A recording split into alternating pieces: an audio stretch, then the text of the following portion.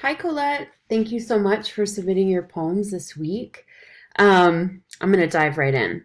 So, I think the first one from prompt one, Gathering Images, A Trip to the Store. Um, I know you said, is there enough detail? Once again, this was rushed. So, I wanted to say, even before I read that, I was like, this feels a little rushed.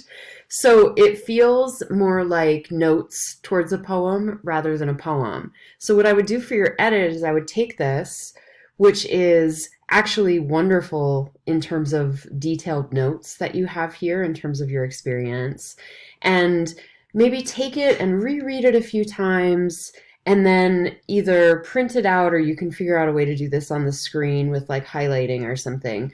But circle the words that really stand out to you, the details where you're like, ooh, that's a good verb, or like that image really sticks out to me as describing the experience. And then transfer those onto a new page and write a poem from those notes. That's what I would recommend. Because what you'll do is you'll be able to sift through this note taking and actually turn it into a poem. So that would be my recommendation.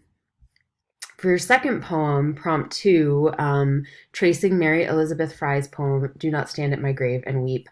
I think this is fantastic. I really enjoyed reading this poem. Um, I really like, I know that you said the poem itself is a sweet and happy poem and yours is the opposite, but I have to say, the emotion that I felt walking away from this poem after reading it a few times was I had a real sense of hope.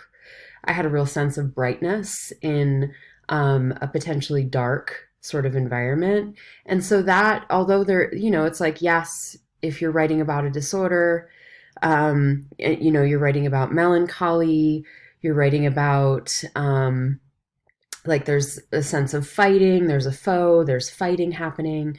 But I will also say that because you start it saying, do not feel empathy, this is not the whole of who I am. It just gives the reader such a sense of hope, that I will say I don't think it's the opposite of happiness and light. I really like the details that you included.